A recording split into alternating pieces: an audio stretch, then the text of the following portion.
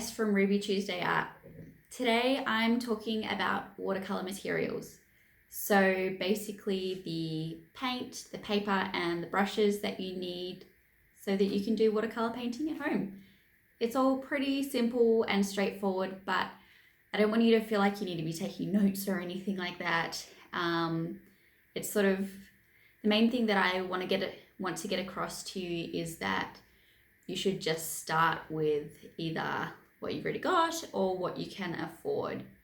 I do definitely see the value in getting awesome, like great quality, kind of expensive materials. But having said that, I spent the first 8 or 9 years painting with less expensive student range materials, and that's literally how I started my business.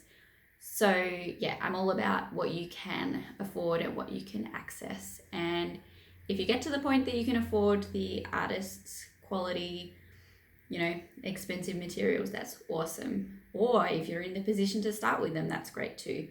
But I definitely don't want you to feel like you have to do that. So yeah, I guess it comes back to Ruby Tuesday Art is all about relaxing, learning and creating. So it's about having fun and not stressing too much. And I do have a PDF guide where I talk more about materials, and I'll put a link to that in the video description, so you don't need to worry about remembering anything too much. Don't take notes, it's all there.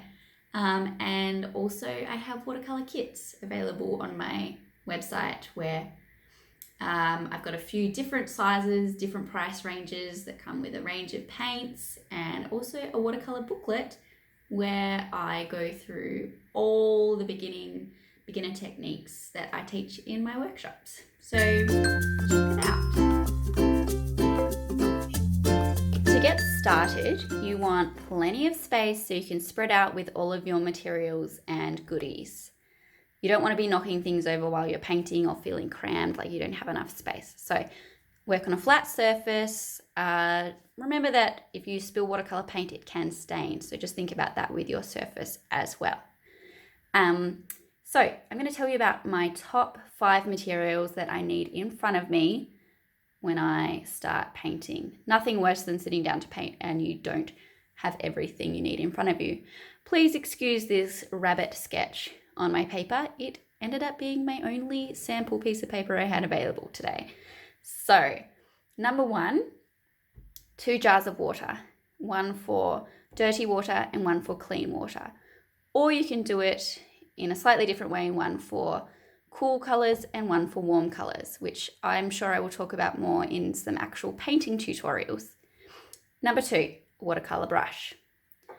Number 3, watercolor paper, minus the rabbit.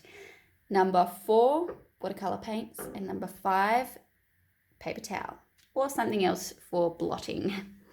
And I talk all about the different materials, the different types of brushes, different types of paper, different types of paint, all of that in my free PDF guide, which I have linked in the video description.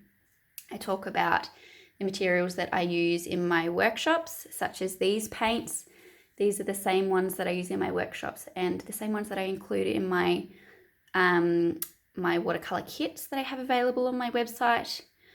And I talk about, different types of brushes, different price ranges, all that kind of stuff is in my free PDF guide.